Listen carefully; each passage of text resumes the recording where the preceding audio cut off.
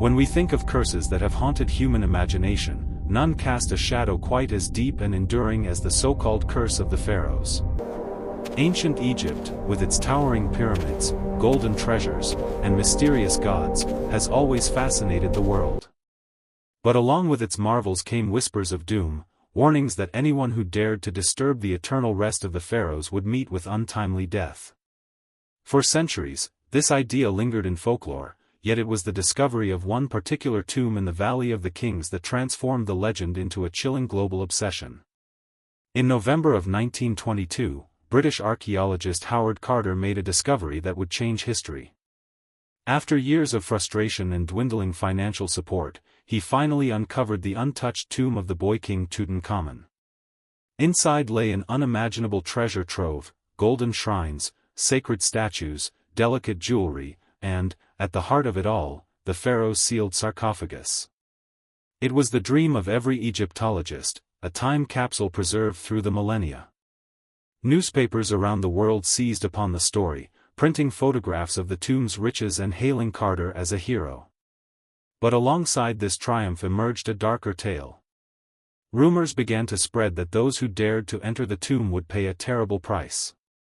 The story gained traction when Lord Carnarvon, the wealthy aristocrat who financed Carter's expedition, died suddenly just months after the tomb's opening. His death was gruesome. A mosquito bite became infected, leading to blood poisoning. Newspapers, always eager for sensation, declared that the curse of the pharaohs had claimed its first victim. Soon, others who had been connected with the tomb's discovery also died under circumstances that seemed unusual enough to fuel the narrative. A series of early deaths, illnesses, and accidents were strung together into a pattern that the public could not ignore. Headlines screamed of "Pharaoh's vengeance" and "Death awaits the intruders." The myth was born anew, spreading fear and fascination across the globe. But was it truly a curse, or simply coincidence magnified by human imagination? Skeptics argued that the number of deaths among those present at the excavation was no higher than what might be expected in any group of people over time. Carter himself lived for many years after the discovery, dying in 1939 at the age of 64, hardly the fate of a man stalked by supernatural forces. Still, the curse story endured. One reason was the atmosphere inside the tomb itself. Many accounts described the oppressive stillness of the chambers, sealed for over 3,000 years, filled with ancient dust and stagnant air. Some scientists proposed that toxic fungi or bacteria, long dormant in the sealed environment, could have been inhaled by those who entered, weakening their immune systems and leading to illness. In this way, a natural explanation could account for the strange cluster of deaths. Yet for a public hungry for mystery, microbes lacked the drama of a vengeful pharaoh. The idea of a curse was not entirely invented by 20th-century journalists. Ancient Egyptians themselves often inscribed protective spells on tomb walls, warning intruders that desecration would bring divine wrath. In some tombs, texts promise that crocodiles, lions, or even scorpions will pursue violators, or that the guilty will be deprived of an afterlife. Whether these warnings were symbolic or believed to carry actual power, they reveal a culture deeply concerned with preserving the sanctity of the dead. For a civilization that saw life and death as intertwined with cosmic order, disturbing a tomb was not merely theft, it was an attack on the harmony of the universe. When the legend of Tutankhamun's curse spread, it echoed these ancient beliefs, giving modern audiences the sense that a line had been crossed between the living and the dead.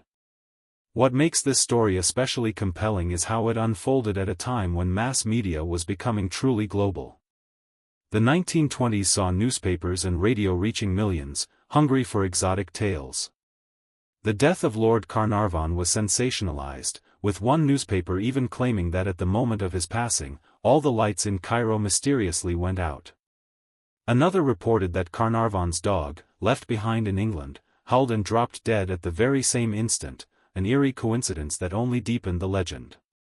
Whether these details were true or not hardly mattered.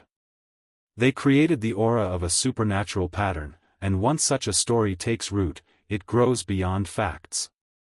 Soon, the idea of a pharaoh's curse was firmly planted in the popular imagination. Artists and filmmakers were quick to seize upon the fear.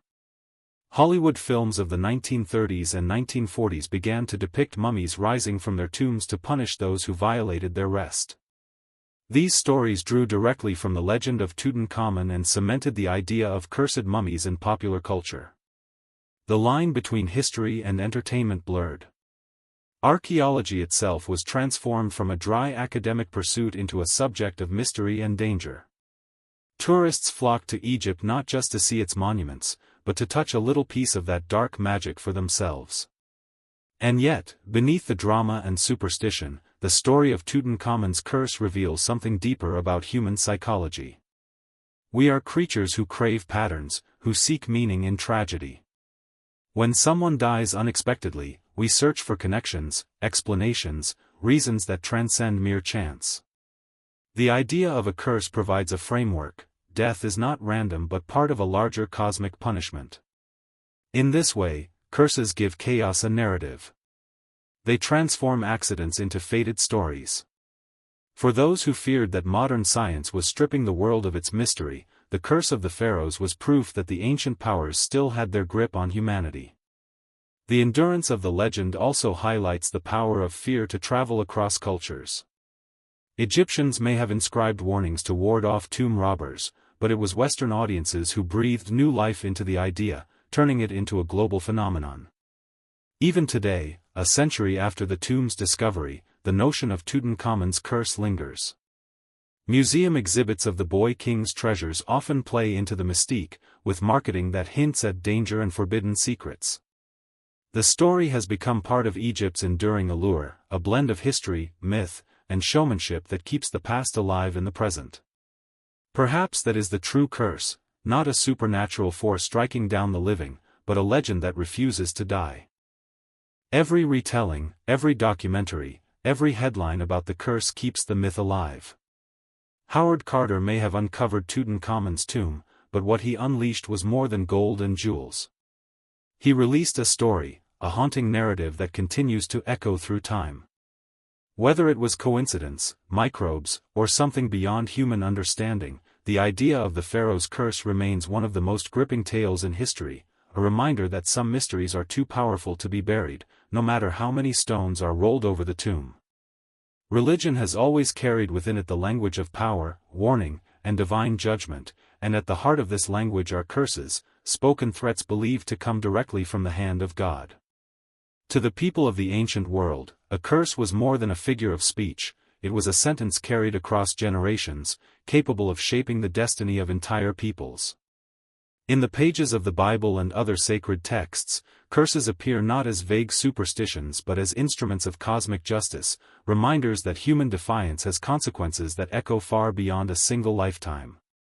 These were not whispered in the shadows, they were inscribed into scripture, proclaimed from pulpits, and repeated for centuries until they became woven into the fabric of belief itself.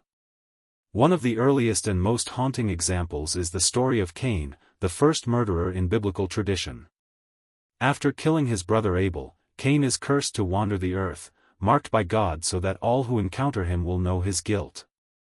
This so-called mark of Cain has been interpreted for centuries in countless ways, as a symbol of divine protection, a punishment of isolation, or even, in darker chapters of history, twisted into justification for prejudice and oppression. The power of the story is not in the details but in its warning, that the stain of certain actions can never be erased, that the curse of blood once spilled may pass down like an inheritance. In this way, Scripture transformed the curse from a fleeting word into a lasting identity, one that shaped entire theological debates and, tragically, social policies in later centuries. Another troubling tale is that of Noah's son, Ham. According to the book of Genesis, after Ham shames his father, Noah curses not Ham himself but his descendants, declaring that they will serve their brothers as slaves. This so-called curse of Ham became one of the most misused passages in history, twisted to justify slavery and racial discrimination for centuries. In medieval and early modern Europe, religious leaders used this text as divine sanction for the subjugation of entire peoples, claiming that their suffering was the fulfillment of a biblical curse. Here, the idea of a curse shows its darker side, not merely a tale of supernatural punishment, but a weapon of ideology, deployed to legitimize cruelty and hierarchy. It is a stark reminder that curses, once written into sacred texts, could be interpreted and applied in ways far beyond their original context. Perhaps the most famous biblical curses are those woven into the story of the Exodus. When Pharaoh refuses to release the Israelites from bondage, God unleashes a series of plagues upon Egypt, rivers turning to blood, infestations of locusts and frogs, boils upon the skin, and finally the death of every firstborn child. These are curses of cosmic scale, punishments that devastate an entire nation. To ancient audiences, they were not metaphors but terrifying demonstrations of divine might. The plagues reinforced a central lesson, that those who oppose the will of God invite disaster not only upon themselves but upon their people. For believers, the story resonated as proof that curses were not the stuff of village gossip, they were instruments of world-shaking power. What makes these stories particularly haunting is how they blurred the line between morality and fear. A curse was both a warning and a form of control. Religious leaders understood this. To speak of curses from the pulpit was to remind congregations of the dangers of disobedience. To inscribe curses into sacred manuscripts was to extend that fear across generations. In medieval Europe, prayer books and codices sometimes contained elaborate maledictions aimed at anyone who dared to steal or defile them. These curses promised blindness, madness, or eternal damnation to violators. The words were dramatic, but their purpose was practical, to protect knowledge and property in a world where theft was common. Yet the threat of divine retribution made even a literate thief think twice. The curse, dressed in holy language, became a guard stronger than locks or chains. We also find the darker side of religious curses in the practice of excommunication. To be cursed by the Church was not merely a loss of fellowship, it was believed to sever one from God's grace, condemning the soul to eternal punishment unless repentance was made. In the Middle Ages, this weapon was wielded against kings and peasants alike. Entire villages could be placed under interdict, their churches closed, their sacraments denied, until submission was achieved. Imagine the terror of believing that your children could not be baptized, your dead could not be buried, your prayers could not be heard, all because of a curse spoken from the altar. Such practices reveal how curses function not only as superstition but as instruments of immense political and spiritual power. Yet alongside these institutional curses, there existed a quieter, more personal tradition of invoking divine punishment. Medieval manuscripts preserve what were called curse prayers, petitions asking God to smite enemies with sickness, poverty, or death. In some cases, these prayers were beautifully illuminated, their violent words nestled among gold leaf and holy images. The contradiction is striking: sacred artistry used to record the darkest desires of the heart.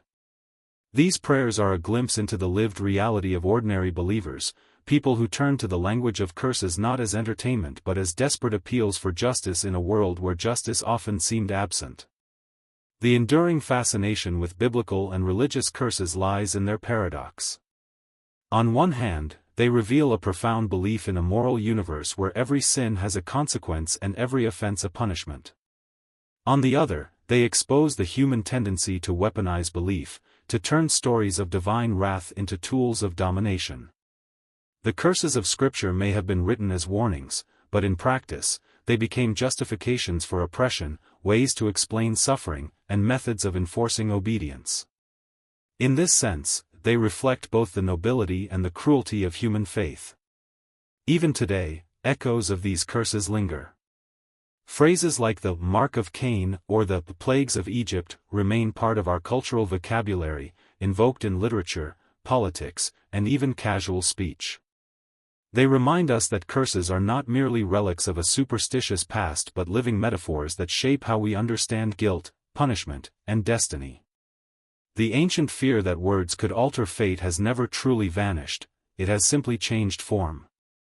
And as we move forward into the world of empires and politics, the curse will prove itself not only a religious tool but a weapon wielded by rulers and commoners alike. The Roman Empire is often remembered for its grandeur, marble temples, sprawling roads, and legions that stretched across continents. But beneath the polished stone and disciplined order of Rome lay a world of superstition and fear, where the unseen hand of fate was as terrifying as the sword of an enemy. Ordinary Romans, just like their Greek and Egyptian predecessors, believed that curses could shape lives, topple rivals, and secure vengeance when law or justice failed them. These curses were not whispered in private, they were etched into lead, buried in sanctuaries, and entrusted to the gods of the underworld. They were called defictions, binding spells, and they reveal a darker, hidden side of Roman life. A defixio was a thin sheet of lead, inscribed with words meant to bind, harm, or control another person. The text could range from simple pleas to elaborate invocations, calling upon gods and spirits to twist fate itself.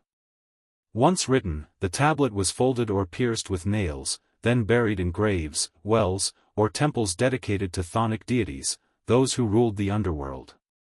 To the Romans, these locations were gateways to unseen powers, places where the curses could be carried into the realm of the dead, where they might take root and grow into reality.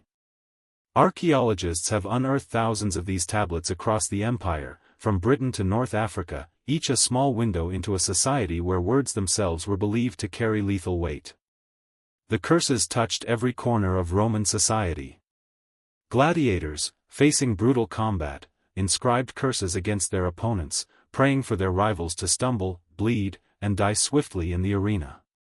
Lovers, betrayed or rejected, sought vengeance by binding the affections of their beloved or condemning their rivals to misery. Businessmen cursed competitors, calling for their shops to burn or their wealth to vanish. Even athletes in public games were not immune. Some tablets implore the gods to paralyze a runner's legs or cloud his mind during competition. The image that emerges is one of a civilization where curses were not exotic rituals practiced by outsiders, but everyday tools wielded by common people, each convinced that the divine could be enlisted in their personal struggles. One of the most haunting examples comes from Bath in Roman Britain. Beneath the ruins of a temple to the goddess Sulis Minerva, archaeologists uncovered hundreds of cursed tablets cast into the sacred spring. Many of these were petty grievances, stolen clothing, missing coins, small thefts from bathhouses. The victims had little hope of retrieving their property through the courts, so they turned instead to the goddess, inscribing curses against the unknown thief. Some even included lists of potential suspects, pleading with the goddess to punish whichever one was guilty until the stolen items were returned. These curses reveal not just superstition, but desperation. They are the voices of ordinary people, powerless in the face of theft, using the only weapon they believed could restore balance, a curse carried by divine justice. Yet the practice was not limited to the powerless. Even the political elite dabbled in curses. Ancient sources tell us that rivals in Roman politics often resorted to magic, employing sorcerers and scribes to curse their enemies. In a world where assassination and betrayal were common, a curse was another weapon in the arsenal of survival. This mingling of superstition with power alarmed the authorities. Roman law occasionally outlawed the practice of harmful magic, grouping it with poison and treason as crimes against the state. But enforcement was inconsistent, and the underground tradition of cursing flourished regardless. The irony is striking. An empire built on military might and rational law was riddled with a hidden economy of fear, where whispered words and buried tablets were believed to carry more power than decrees from the Senate. What makes these defictions especially chilling is the language they employed. Many read like contracts with the underworld, commanding spirits to blind, burn, bind, or destroy the victim. Some include drawings of bound figures, pierced with nails or twisted in agony, as if the very act of inscribing the image could amplify the curse's effect. Others invoke strange, foreign-sounding names of deities and demons, a mix of Greek, Egyptian, and local traditions that gave the curses a mysterious potency. To read them today is to step into the psychology of fear and revenge, a raw and unfiltered look at human desire for control when all else failed. And yet, there is also a strangely human vulnerability in these curses. Behind each tablet lies a story: a man who lost his cloak in a bathhouse, a woman spurned by her lover, a merchant ruined by a competitor. The curses are testaments to frustration, heartbreak, and longing. They are, in a sense, the graffiti of desperation, carved not into public walls but into the very spiritual fabric of the empire. Their survival into the modern era allows us to hear voices that history often forgets, the ordinary, the powerless, those who left no monuments or epics but who believed, with all their heart, that a curse could change their fate. The persistence of curse tablets also reveals the uneasy relationship Rome had with the supernatural. On the surface, Rome celebrated the grandeur of Jupiter, Mars, and the official state cults. But beneath this polished pantheon lurked a restless undercurrent of magic, witchcraft, and fear of the dead. The use of curses was part of a wider world of amulets, charms, and protective rituals, where every illness, every misfortune, might be traced to an enemy's spell. To combat curses, people turned to counter-magic, inscribing protective charms or wearing talismans etched with apotropaic symbols. The result was a society locked in a constant spiritual arms race, where the unseen world was as threatening and competitive as the Senate floor. In the end, the story of Roman curses is not just about superstition but about control. For an empire obsessed with order, curses offered a way for individuals to fight back against chaos. They were the poor man's lawsuit, the lover's last hope, the gladiator's secret weapon. And while the rational mind may dismiss them as harmless scratches on lead, their very existence reminds us of something universal, the fear that life is beyond our control, and the desperate hope that words, if spoken in the right way, in the right place, might tip the scales of fate. The Romans built roads that still stand, aqueducts that defy time, and laws that shape the Western world, but in the soil beneath their temples lie thousands of silent voices, still whispering curses into the darkness. In medieval Europe, few fears loomed as large as the fear of the witch's curse. For ordinary villagers, life was already fragile, crops could fail, livestock could die, disease could strike without warning. When such misfortune occurred, the explanation was often sought not in chance or natural causes, but in the whispered suspicion that someone, somewhere, had cast a curse. To be cursed by a witch was to be marked, set apart from the community, and doomed to a suffering that no physician or priest could easily heal. In this world of shadow and superstition, curses were not simply private worries, they became the fuel for centuries of trials, executions, and the persecution of countless innocent people. The image of the witch as a bringer of curses did not spring from nowhere. It was cultivated over generations by the church, by folklore, and by the collective imagination of communities desperate to explain tragedy. A cow that stopped giving milk, a child who fell sick in the night, a sudden storm that ruined a harvest, all could be blamed on the evil eye or a muttered spell. People believed that words spoken in anger carried a power far beyond human intention. An old woman scorned in the marketplace, muttering under her breath as she walked away, could inspire terror. If misfortune struck soon after, her words would be remembered not as bitterness but as a curse unleashed. In such an environment, suspicion grew quickly, and once suspicion took hold, it could be impossible to shake. Witch trials across Europe are filled with stories of curses. Records describe women accused of blighting crops, causing miscarriages, or sending plagues upon cattle. In Germany, inquisitors claimed that witches had cursed entire villages with disease. In Scotland, women were accused of raising storms with curses shouted into the wind, allegedly sinking ships and killing sailors.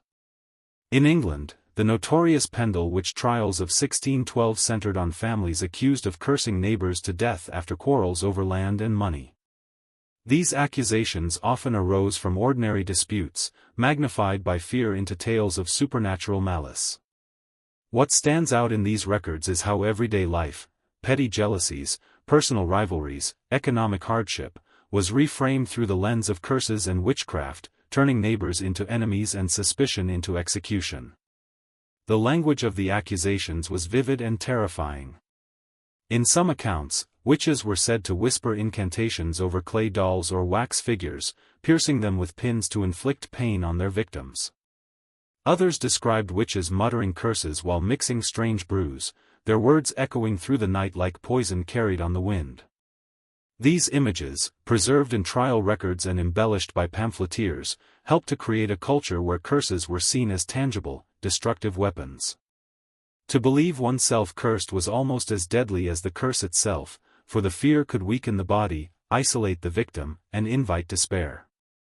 Yet it is important to understand that the reality was far more complex than simple superstition. Many of those accused of casting curses were older women, widows, or outcasts, people already on the margins of society. Their supposed ability to curse was often less a matter of sorcery than of reputation. In small villages where everyone knew each other, an ill-tempered word from someone already disliked could carry enormous weight. If disaster followed, the connection seemed undeniable. The accused witches were, in many cases, scapegoats, bearing the collective fear of a community that could not control the natural forces around them. In this sense, the curse became not only a supernatural threat but a social weapon, a way of projecting blame onto the vulnerable. The Church's role in cementing the fear of curses cannot be overlooked. Preachers warned of Satan's influence, painting witches as his servants who could unleash curses upon the faithful. Manuals like the infamous Malleus Maleficarum described in detail how witches supposedly cast spells and curses, instructing inquisitors on how to identify and prosecute them.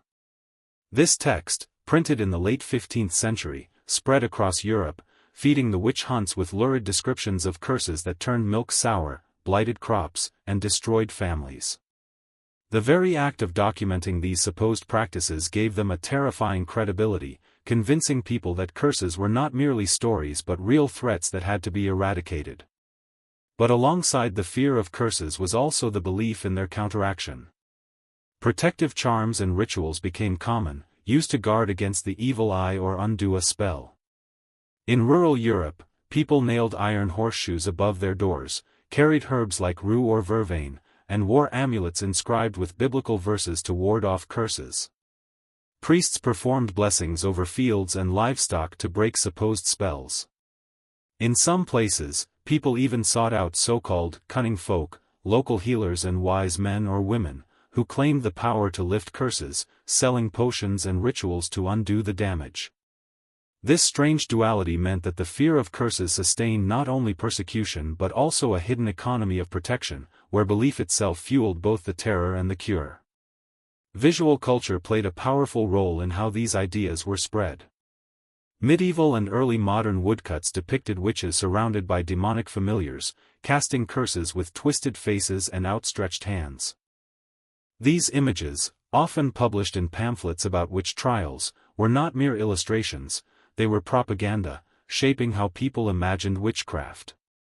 To look upon such images was to see the invisible made visible, to have one's worst fears etched in black ink. These pictures burned themselves into the collective imagination, reinforcing the idea that curses were real, deadly, and everywhere. And yet, even as the Enlightenment began to chip away at superstition, the belief in curses never truly vanished. Folklore preserved the stories of witches and their hexes, told and retold in villages long after the witch trials ended. Superstitions about the evil eye persisted in rural Europe, passed down as warnings to children and whispered among neighbors. The witch's curse became part of cultural memory, its imagery reshaped into fairy tales, ballads, and later, horror stories. The fear that someone, somewhere, might wish you harm with words alone remained an undercurrent in the human psyche. In the end, the witch's curse in medieval Europe was less about supernatural power and more about human fear. It was the fear of the unknown, of unexplained misfortune, of neighbors who could not be trusted, of women who lived outside the norms of society. The curse was a way of naming chaos, of finding order in disaster, of punishing those who did not fit. But it also left a lasting legacy, a cultural association of witches with curses that persists to this day. From fairy tale villains to modern horror films, the figure of the witch remains inseparable from the power to curse, a reminder that some fears are too deeply ingrained to ever fully disappear. Throughout history, kings and queens were often seen as chosen by divine will, their rule sanctioned by heaven itself. But if their authority came from above, then so too could their downfall be explained by forces beyond the mortal world. Across centuries, dynasties rose and fell under the shadow of curses, spoken words or mystical warnings that seemed to cling to bloodlines like an invisible plague. These royal curses became more than folklore. They offered people a way to explain the sudden collapse of empires, the mysterious deaths of rulers, and the misfortunes that seemed too cruel to be mere chance. In the stories of kings and dynasties, the curse is not simply superstition but a haunting thread woven into the tapestry of power. One of the most enduring tales is the so-called Curse of the Templars. The Knights Templar, once one of the most powerful military orders in Christendom, had grown wealthy and influential, sparking envy among monarchs and popes alike. In 1307, King Philip IV of France, deep in debt to the Templars, orchestrated their downfall. Hundreds of knights were arrested on charges of heresy, tortured into confessions, and executed. The order's last Grand Master, Jacques de Molay, was burned at the stake in Paris. According to legend, with his dying breath he cursed both the king and the pope, summoning them to appear before God's judgment within a year. Astonishingly, both Philip IV and Pope Clement V died shortly thereafter, each within months of de Molay's execution. For many, this was no coincidence but the fulfillment of a curse that echoed through history, marking the violent end of the Templars and sealing the fate of their persecutors. The story became a powerful reminder that injustice, when inflicted upon the sacred, could awaken forces beyond human control. Scotland, too, is haunted by tales of dynastic curses, none more famous than those surrounding the Stuart line. The Stuarts produced kings and queens who often seemed dogged by tragedy: Mary, Queen of Scots, executed after years of imprisonment; Charles I, beheaded during the English Civil War; Charles II, plagued by conspiracies and unrest; and James II, deposed and forced into exile. Folklore tells of a curse placed upon the family by seers or enemies, condemning them to violent ends and political ruin. One story speaks of the so-called Curse of Le Haber, in which a Highland seer allegedly foretold that the Stuart line would end in disaster. Whether real or imagined, the idea of a family doomed by a curse became a way to make sense of the turbulence that followed them across generations. For ordinary people, it explained why a dynasty that seemed destined for greatness repeatedly stumbled into chaos. Perhaps no royal curse captures the imagination more than the fate of the Russian Romanovs. The Romanov dynasty ruled Russia for over 3 centuries, yet its final chapter ended in blood and mystery. Nicholas II, the last Tsar, watched his empire crumble under war, revolution, and betrayal. He and his family were executed in 1918, their bodies hidden in shallow graves. Long before their downfall, however, whispers of a curse circulated around the family. Some pointed to the execution of earlier rulers, like Ivan VI, murdered in his cell, or to the strange illnesses that plagued the royal line. Others focused on the influence of Grigory Rasputin, the enigmatic mystic whose presence at court became a scandal. Rasputin himself is said to have uttered a chilling prophecy: if he were killed by the nobility, the entire imperial family would be destroyed within 2 years. When he was finally assassinated by aristocrats in 1916, his warning seemed to take on terrifying accuracy. Just 18 months later, the Romanovs were wiped from history, fueling the legend that a curse had settled upon the throne of Russia. These royal curses reveal how power magnified the impact of superstition. When a farmer's crops failed, it was unfortunate; when a king's heirs died one by one, it became an omen. The deaths of rulers were rarely seen as accidents. Instead, they were interpreted through the lens of divine justice, retribution, or mystical punishment. To the people, the idea that even the mightiest could be cursed brought a strange sense of balance, proof that no crown could protect against fate. For monarchs themselves, such beliefs could be deeply unsettling. Kings employed astrologers, consulted seers, and clung to relics in the hope of shielding their bloodlines from the specter of curses.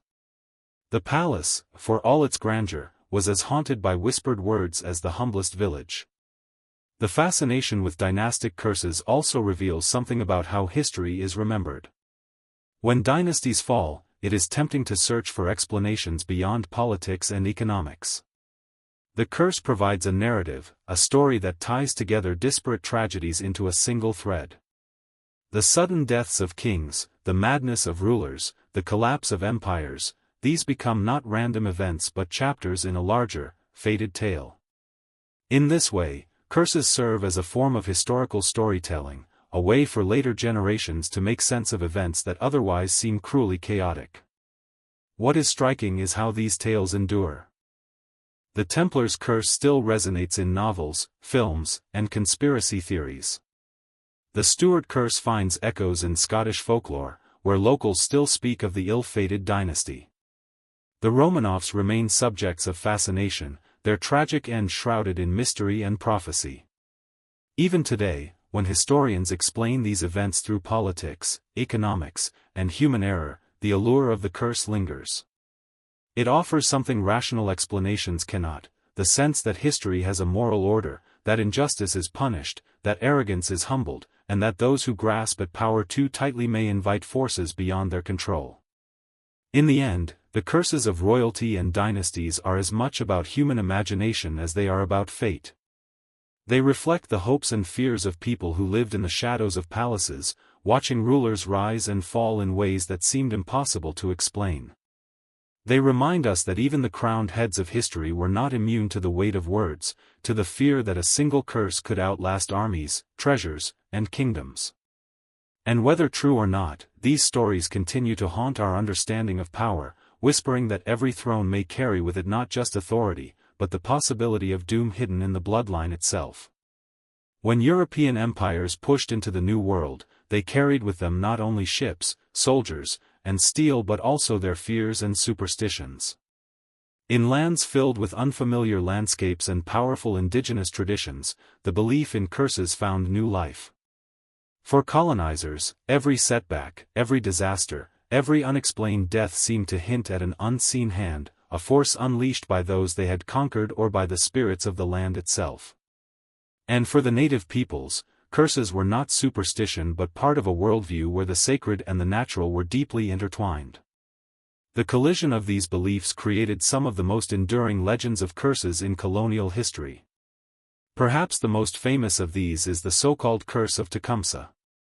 Tecumseh was a Shawnee leader who, in the early 19th century, sought to unite Native American tribes against the relentless expansion of the United States. Defiant, charismatic, and deeply spiritual, he was seen by his people as more than a warrior, he was a prophet of resistance.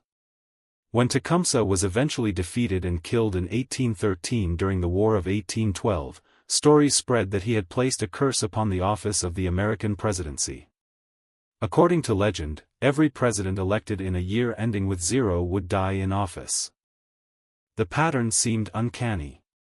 William Henry Harrison, elected in 1840, died after just a month in office. Abraham Lincoln, elected in 1860, assassinated.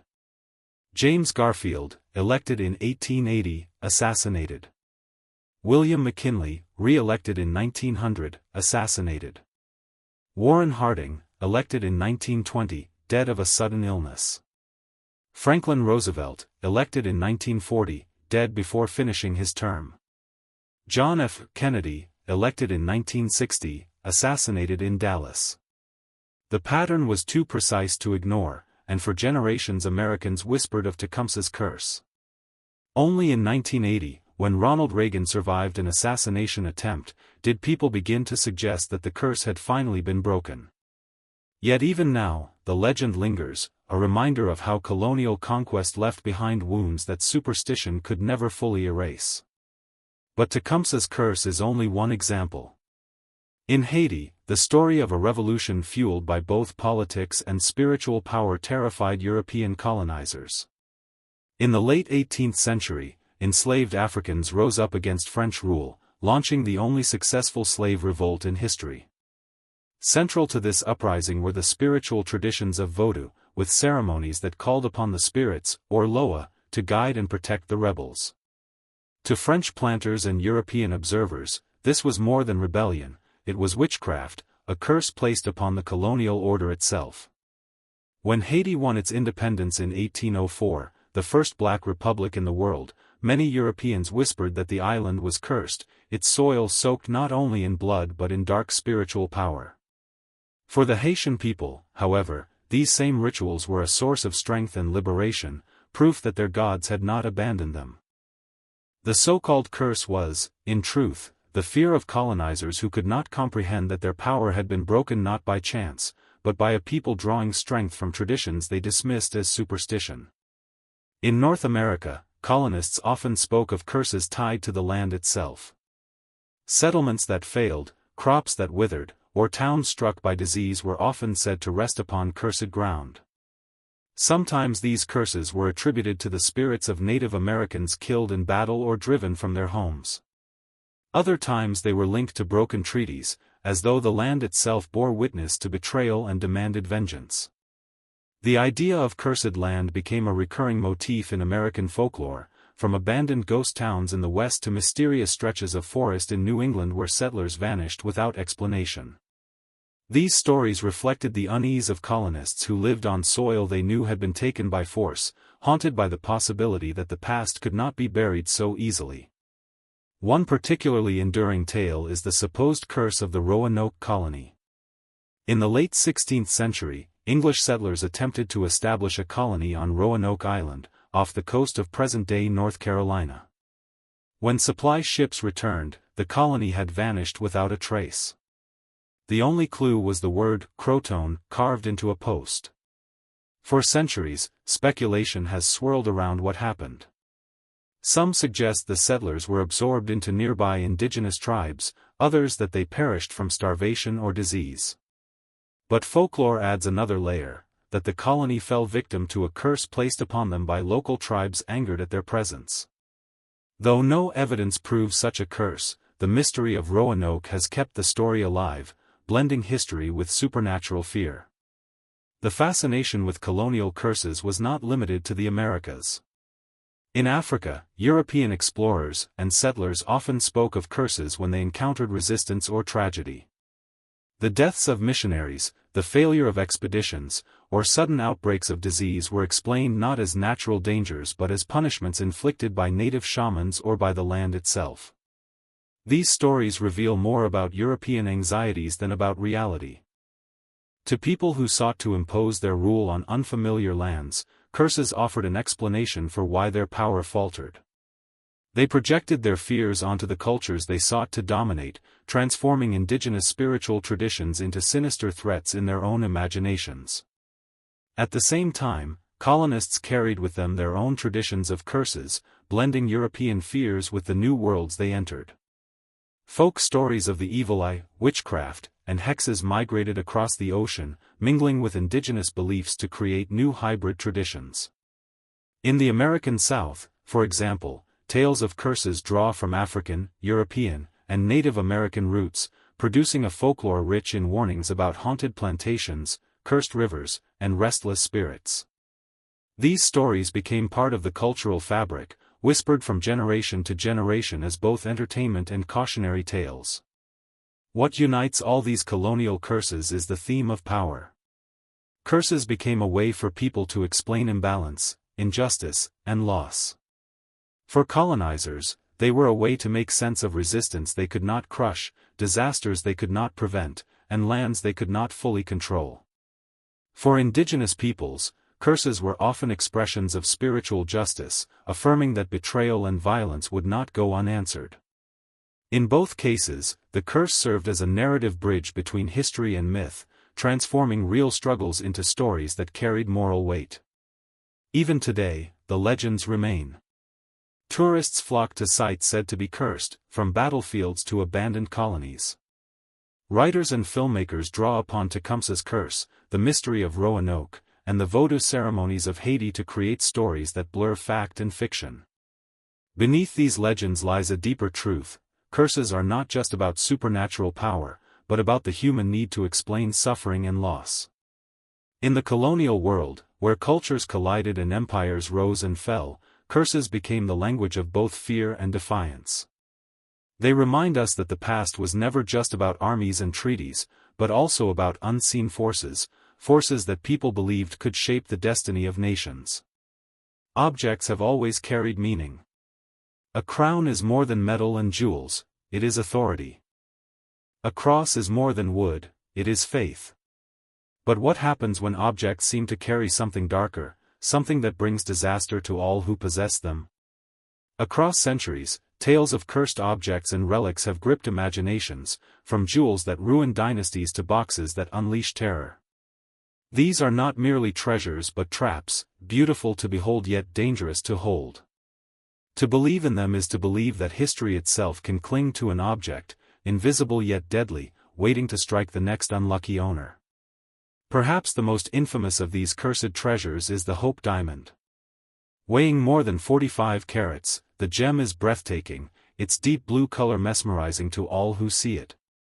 But alongside its beauty comes a chilling reputation. Legends claim the diamond was stolen from a sacred statue in India, its eye ripped out by a thief. For this act of desecration, the stone was cursed, bringing ruin to whoever possessed it. Over the centuries, its owners often met strange or violent ends. Jean-Baptiste Tavernier, the French merchant said to have brought the gem to Europe, allegedly fell to his death in Russia, his body torn apart by wolves. King Louis XVI and Marie Antoinette, who owned the stone, lost their heads to the guillotine during the French Revolution. Later owners went bankrupt, were murdered, or driven into madness. By the time the Hope Diamond made its way to the Smithsonian Institution in Washington, D.C., it carried a legend as dark as its gleam. Scientists may dismiss the curse as coincidence, yet visitors still whisper about its history, staring at the diamond not just with awe but with unease, as though behind its sparkle lies something hungry. Another jewel, the Koh-i-Noor, has a story just as haunting. Once one of the largest diamonds in the world, the Koh-i-Noor passed through the hands of rulers in India, Persia, and Afghanistan, each time leaving behind trails of bloodshed and betrayal. In the 19th century, after Britain seized control of India, the diamond was taken as a spoil of empire and eventually set into the British crown jewels. But along with it came warnings, that the Koh-i-Noor carried a curse, dooming any man who wore it. Perhaps in acknowledgement of the legend, the gem has only ever been worn by queens, not kings. To this day, the stone rests in the Tower of London, a dazzling prize of empire that some say carries the weight of centuries of conquest and suffering. For critics, the curse is not supernatural but symbolic, a reminder that treasures ripped from their homelands carry the scars of violence and greed, haunting those who claim them. Not all cursed objects are jewels. Some are far humbler, their power tied not to wealth but to mystery. In Italy, stories circulate about the Baano vase, a simple silver vessel said to date back to the 15th century. According to legend, the vase was given to a bride on her wedding night, only for her to be murdered before she could begin her new life. With her dying breath, she swore revenge, cursing the vase so that no one who owned it would ever live long. Over the centuries, the vase changed hands many times, and each owner supposedly died suddenly, some from accidents, others from unexplained illness. Eventually, the vase disappeared, only to resurface in the 20th century, when its new possessors also met grim fates. Terrified, the family who inherited it gave the vase to the police, who allegedly sealed it away in a hidden location, never to be displayed again. Whether true or embellished, the story of the Baano vase continues to chill, a reminder that even the most ordinary object can carry extraordinary fear. Some cursed objects are more theatrical, their legends fueled by modern fascination. The Dybbuk box, for instance, is a wine cabinet said to have been haunted by a malicious spirit from Jewish folklore. The box first gained attention when it was sold on eBay in the early 2000s, with the seller claiming that it brought nightmares, illness, and terror to those who owned it. Subsequent owners reported strange phenomena, objects breaking, shadows in the night, and overwhelming feelings of dread. The story exploded in popular culture, inspiring books, documentaries, and even a Hollywood horror film.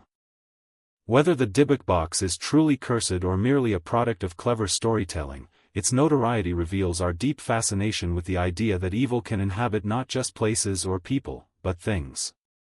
Museums around the world quietly acknowledge the power of these beliefs. Curators often speak, half-jokingly and half-seriously, of artifacts that carry bad luck. Some objects are kept in storage not just for preservation but because of their dark reputations. Visitors whisper of Egyptian mummies whose displays are said to bring misfortune, or of relics from battlefields that carry the lingering weight of violence. Even when scholars dismiss such stories, they persist, passed among staff and visitors as modern folklore. These whispers create an atmosphere where history feels alive, where objects are not just remnants of the past but vessels carrying the echoes of lives lost. What makes the idea of cursed objects so compelling is the contrast they embody. They are treasures, meant to dazzle, yet they come with a hidden cost. They symbolize wealth, power, and beauty, yet behind them lies ruin.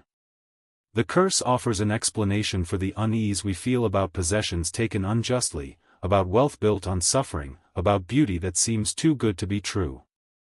In this sense, cursed objects are moral stories in physical form, warnings disguised as jewels, vases, or relics. They remind us that history is not clean, that every treasure has a price, and that sometimes the past refuses to let go. Even today, cursed objects remain a popular fascination. From haunted dolls sold at auction to jewelry said to ruin marriages, the belief continues to thrive in an age that claims to be rational. Collectors seek them out, drawn by the allure of danger. Audiences flock to films and documentaries that tell their stories, half hoping, half fearing that the curse might be real. And though science may explain coincidences and dismiss legends, the unease lingers. When we look at a glittering diamond or a simple silver vase, we cannot help but wonder, what if the stories are true? What if beauty can conceal a shadow? What if the object staring back at us is more than just an artifact, it is a trap, waiting for the next name to be written into its history of ruin? In the end, cursed objects and relics endure not because they are proven, but because they speak to something primal in us. We sense that the past clings to things, that tragedy leaves traces, that history has a weight which can outlast generations. Whether or not the curses are real, the fear they inspire is undeniable. To hold a cursed object is to feel that weight pressing into your hands, to imagine the countless lives touched by it, to wonder if you are next. And that fear, more than anything, is why these stories never die. War has always been a theater of fear, chaos, and chance, where the line between luck and fate often feels impossibly thin. Soldiers march into battle praying for survival, generals make decisions that determine the lives of thousands, and civilians watch helplessly as the tides of history sweep over them. In such a world of uncertainty, curses find fertile ground. When disaster strikes in battle or tragedy befalls entire armies, the human mind searches for meaning. Was it bad strategy, sheer misfortune, or the hand of something darker, a curse unleashed to punish hubris or desecration? From the killing fields of Europe to the skies of modern wars, stories of curses cling to conflicts like ghosts refusing to be exorcised. During the First World War, a conflict already steeped in misery and horror, one of the most famous legends was that of the Red Baron. Manfred von Richthofen, Germany's top fighter ace, was admired and feared for his lethal precision in the skies. His crimson-painted plane became an icon of terror, and to his enemies he seemed almost untouchable, surviving countless dogfights. Yet after his death in 1918, rumors swirled that the Red Baron himself was cursed, or that a curse had followed his killer. Some claimed that his death was not the work of a single bullet but of fate catching up to a man who had taken too many lives. Soldiers on both sides whispered that those who boasted of killing the Baron soon met grim ends themselves. Though historians attribute his death to enemy fire during a chaotic battle, the legend of a curse gave his story a haunting resonance, turning a man into a myth and his death into a warning against the arrogance of war. The Second World War brought with it an even deeper fascination with curses, particularly in the aftermath of the atomic bombings of Hiroshima and Nagasaki. In Hiroshima, survivors told of the cursed shadows burned into walls and pavement by the searing light of the explosion. These eerie imprints, where human beings had once stood, were preserved as dark silhouettes, ghostly outlines left by those who had been vaporized in an instant. To the survivors, these shadows were more than physical scars, they were symbols of a curse upon humanity itself, a reminder that the power unleashed in those moments was beyond comprehension. In Japanese culture, where the spiritual world intertwines with the physical, many believed that the spirits of the dead lingered in these places, unable to move on. The shadows became not just memorials but warnings, cursed reminders of the price of unleashing weapons of such unimaginable destruction. Even decades later, visitors to Hiroshima's Peace Memorial speak of the uneasy silence around those shadows, as if the curse of that day still clings to the city, refusing to be forgotten. Disasters tied to curses have not always been confined to the battlefield.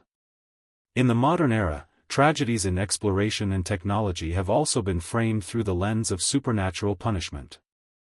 The explosion of the Challenger space shuttle in 1986 shocked the world, killing 7 astronauts before the eyes of millions watching live.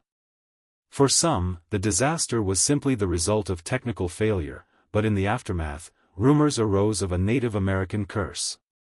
The shuttle had launched from Florida, on land once sacred to indigenous tribes, and some whispered that its destruction was the vengeance of spirits disturbed by centuries of conquest. Others pointed to the shuttle's name itself, Challenger, as if daring fate had invited disaster. While NASA's investigations offered mechanical explanations, the whispers of curses spread quickly, especially among those searching for answers that went beyond science. In times of collective grief, the idea of a curse offered a way to transform senseless tragedy into something that felt fated, almost inevitable. Throughout history, soldiers and generals alike have believed in cursed battlefields.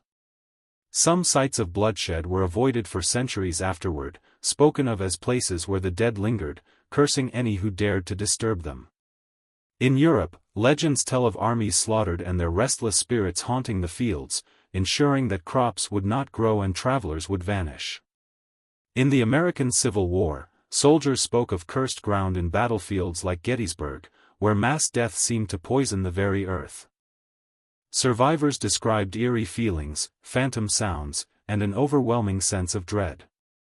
While modern historians chalk such experiences up to trauma, exhaustion, and grief, for those who lived it, the belief in a curse was almost comforting. It meant that the horror they endured was not meaningless, but part of a larger, if terrifying, order. Even objects from war have been said to carry curses. Relics looted from battlefields or taken from the bodies of the dead sometimes brought misfortune to their owners. Soldiers told tales of looting swords, medals, or personal belongings only to suffer strange accidents or sudden deaths. In some cultures, it was believed that the spirits of the fallen clung to their possessions, cursing anyone who dared to claim them. Such stories reinforced codes of respect for the dead, suggesting that war did not end when the fighting stopped, but lived on in the very objects touched by battle. The link between curses and disaster is deeply psychological. In moments of catastrophe, when lives are lost and explanations feel inadequate, curses provide a narrative. They explain why certain individuals die while others survive. They frame tragedy as punishment for arrogance, injustice, or desecration. In this way, curses are both terrifying and oddly comforting. They imply that even in chaos, there is meaning. They turn randomness into order, horror into story. A fallen soldier is not just unlucky, he is caught in the web of a curse. A city destroyed is not just a casualty of war, it is cursed by fate.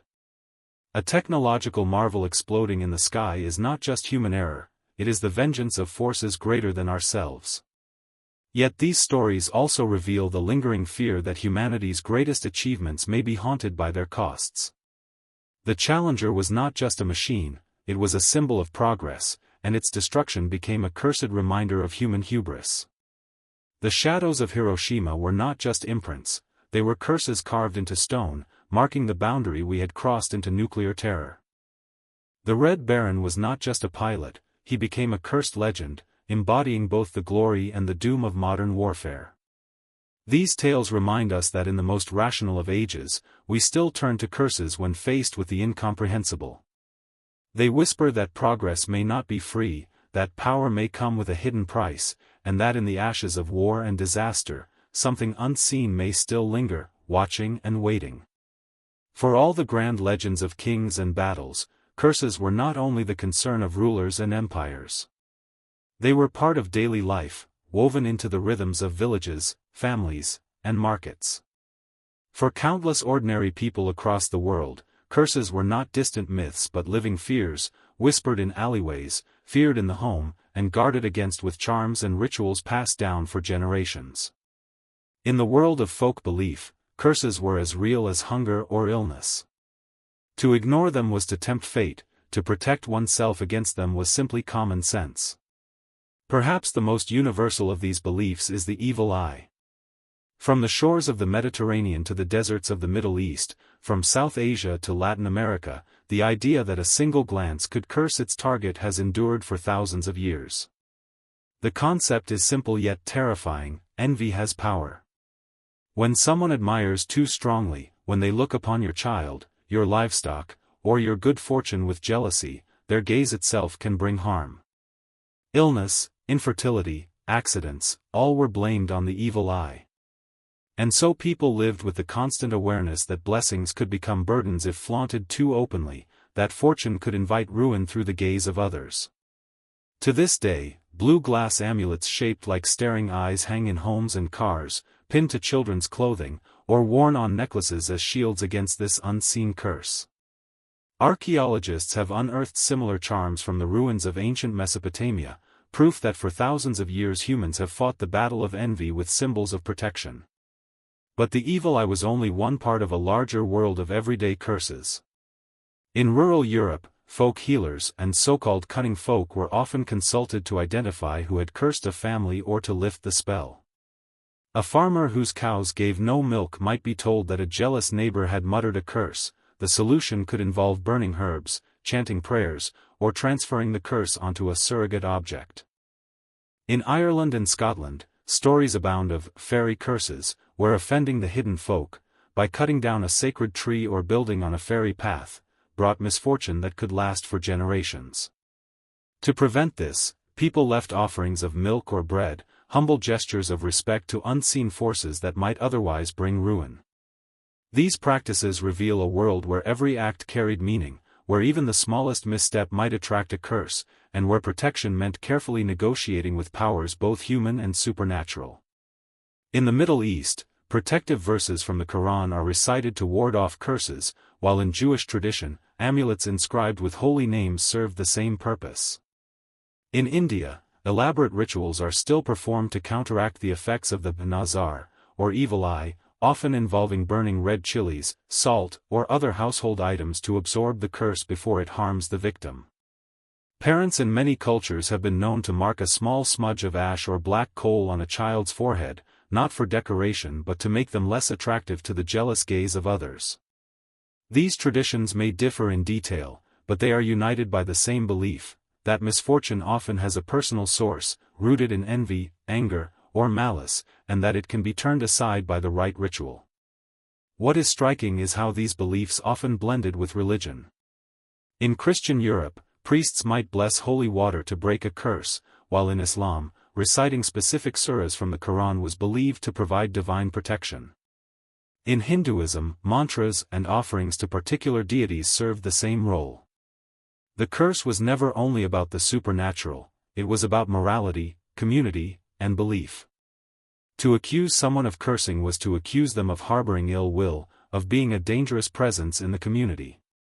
To seek protection was to acknowledge vulnerability, a reminder that even in the most ordinary moments, unseen forces could shape destiny. Stories of curses also served as social tools, shaping behavior. Children were warned not to disrespect their elders, lest they be cursed with bad luck. Greedy neighbors were whispered about as people whose envy brought harm. Even today, in parts of the world, the accusation of having the evil eye can spark tensions, leading to ostracism or even violence. These are not just quaint superstitions but powerful social mechanisms, reinforcing norms of modesty, respect, and generosity. The curse becomes not just a fear but a way of keeping communities in line, a reminder that selfishness and jealousy carry consequences. Archival accounts from travelers and anthropologists reveal how widespread these practices were. In rural villages of the Mediterranean, ethnographers in the 19th century recorded women muttering prayers while sprinkling salt in doorways to ward off curses. In South America, shamans performed cleansing rituals with smoke and herbs, believed to drive away the ill will of others. In Eastern Europe, ritual spitting, knocking on wood, or making protective gestures were everyday acts to deflect curses. These practices might seem small, even absurd, to an outsider, but to those who lived with the constant threat of curses, they were as essential as food or clothing. Modern science might explain many of these fears through psychology. Believing oneself cursed can create stress, anxiety, and illness, a phenomenon sometimes called the nocebo effect, where negative expectation itself brings harm. Yet even this scientific explanation only reinforces how deeply real the fear of curses is to those who believe. If you are convinced that someone's envy has marked you, your body and mind may begin to respond as though the curse is real, producing tangible effects. In this sense, curses reveal the incredible power of belief, not only to explain events but to shape experience itself. Even in our contemporary world of technology and skepticism, these folk beliefs persist. The blue eye amulet remains one of the most popular souvenirs across Turkey and Greece. In Latin America, mothers still perform rituals to protect infants from the mal de ojo, or evil eye. In India, film stars and politicians often wear protective charms to shield themselves from envy. Social media, with its constant display of wealth and beauty, has even revived old fears of the evil eye, with influencers posting protective symbols alongside their glamorous photographs. The curse, it seems, has adapted to the digital age, traveling through screens as easily as it once traveled through villages. In the end, everyday curses remind us that fear of unseen forces is not reserved for the powerful or the extraordinary. It is a universal human experience, born from the simple fact that we live in communities where envy, anger, and rivalry are unavoidable. To fear a curse is to fear the judgment of others, the hidden malice that might lurk behind a smile or a glance. And to protect against it is to cling to rituals, symbols, and stories that provide comfort in an uncertain world. These curses are not just relics of the past, they are threads in the fabric of daily life, binding us to ancestors who lived with the same fears and teaching us that even in the ordinary, the extraordinary is never far away. In the modern age, we like to think of ourselves as free from the superstitions that haunted our ancestors. Science explains disease, psychology explains fear, and technology seems to put the world under our control. Yet even now, the shadow of the curse lingers, especially in the world of popular culture. On film sets, in stadiums, and in recording studios, the belief persists that unseen forces can still derail careers, destroy lives, and claim victims one by one. These are not curses of ancient tombs or forgotten empires, they are curses born in Hollywood lights and television cameras, magnified by the power of mass media and passed down as legends every bit as gripping as those carved into stone thousands of years ago. Few stories illustrate this better than the so-called poltergeist curse. The 1982 horror film Poltergeist became a classic of the genre, terrifying audiences with its tale of a suburban family tormented by malevolent spirits. But in the years that followed, several cast members died under tragic or unusual circumstances. Dominique Dunne, who played the eldest daughter, was murdered by her boyfriend shortly after the film's release. Heather O'Rourke, the young actress who played the iconic role of Carol Ann, died unexpectedly at just 12 years old during the filming of the third installment. Other actors associated with the franchise also met sudden or violent ends, and soon whispers spread that the set itself had been cursed. Some claimed the production had used real human skeletons as props in its famous swimming pool scene, angering the dead. Others argued that the film had stirred up dark forces by daring to portray the supernatural so vividly. Whether coincidence or not, the Poltergeist curse became as famous as the movies themselves, fueling documentaries, articles, and endless speculation. To this day, fans who revisit the trilogy cannot help but feel a chill knowing the tragic fate of the actors behind the screen. Another enduring legend is the Superman curse. Since the 1930s, the character of Superman has been one of the most beloved figures in American culture, a hero of strength, justice, and immortality. Yet many of the actors who portrayed him have met untimely or tragic fates. George Reeves, who played Superman in the 1950s television series, was found dead from a gunshot wound in what some believed was murder, though officially ruled a suicide. Christopher Reeve, who brought Superman to life in the blockbuster films of the 1970s and 1980s, was paralyzed in a horse-riding accident that cut short his career and transformed his life. Other actors connected to the role have also faced hardship or obscurity, leading fans and journalists to suggest that Superman himself carries a curse, that those who dare to embody him on screen pay a terrible price. For skeptics, these are coincidences amplified by the fame of the role, but for believers, they are proof that some icons are too powerful to be touched without consequence. The film The Exorcist carries its own reputation for being cursed. Released in 1973, it was marketed as the most terrifying movie ever made, and audiences fainted and fled theaters during its screenings. Behind the scenes, however, a series of accidents and tragedies gave the production an aura of genuine dread. A fire destroyed much of the set, delaying filming for weeks. 9 cast and crew members died during or shortly after production, including actors whose characters also met grim ends on screen. Reports of injuries, unexplained accidents, and eerie coincidences only deepened the sense that the film was more than just fiction, that by dealing with demonic possession, the filmmakers had invited something real into their lives. Priests were even called to bless the set, an extraordinary measure for a Hollywood production. Whether the so-called curse was real or a clever marketing ploy, it worked. The Exorcist remains not only a cultural milestone but also one of the most notorious, cursed films in history. Curses are not confined to film. In the world of sports, where triumph and heartbreak hinge on moments of chance, superstitions thrive. The Curse of the Bambino haunted the Boston Red Sox for 86 years after the team sold Babe Ruth to the New York Yankees in 1919. For generations, fans believed that this betrayal had cursed the team, condemning them to failure.